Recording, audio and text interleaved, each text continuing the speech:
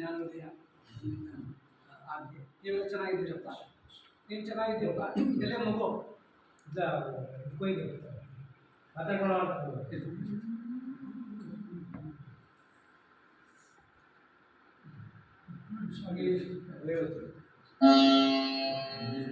Mic ಬೇಕು.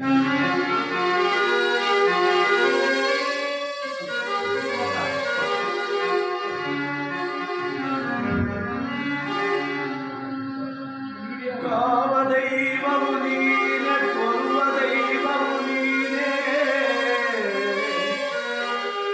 ಕೈವಲ್ಯ ಪದವಿಯ ನೀವ ಕೇಶವ ನೀನೆ. ಕಾಮದೈವವು ನೀನೆ, ಕೊಲ್ಲುವ ದೈವವು ನೀನೆ, ಕೈವಲ್ಯ ಪದವಿಯ ನೀವ ಕೇಶವ.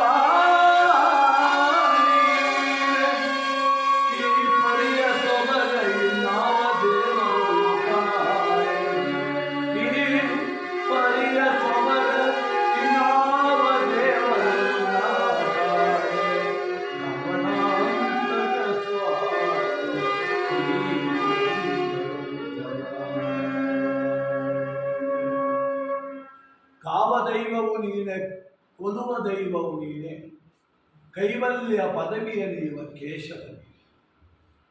ಶ್ರೀರಾಮಚಂದ್ರ ಸಮುದ್ರಕ್ಕೆ ಸೇತುವೆ ನಿರ್ಮಿಸಿ ಲಂಕಾನಗರವನ್ನು ಪ್ರವೇಶ ಮಾಡಿ ದಸ ಮದಗಳಿಂದ ಕೂಡಿದ ದಶಾನನ ರಾವಣನ ಸಂಹಾರ ಮಾಡಿದ್ದಷ್ಟೇ ಅಲ್ಲ, ಅವನಿಗೆ ಮೋಕ್ಷವನ್ನು ಕೂಡ ಕೊಟ್ಟು.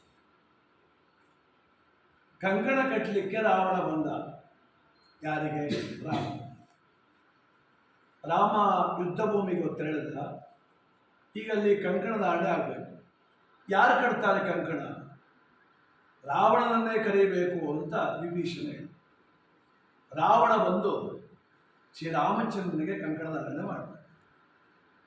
ಕಂಕಣ ಮಾಡಿದ ಮೇಲೆ ಗುರುದಕ್ಷಿಣೆ ಕೊಡಬೇಕಲ್ಲ. ಯಾರು ದೊಡ್ಡವರಾಗಲಿ ಚಿಕ್ಕವರಾಗಲಿ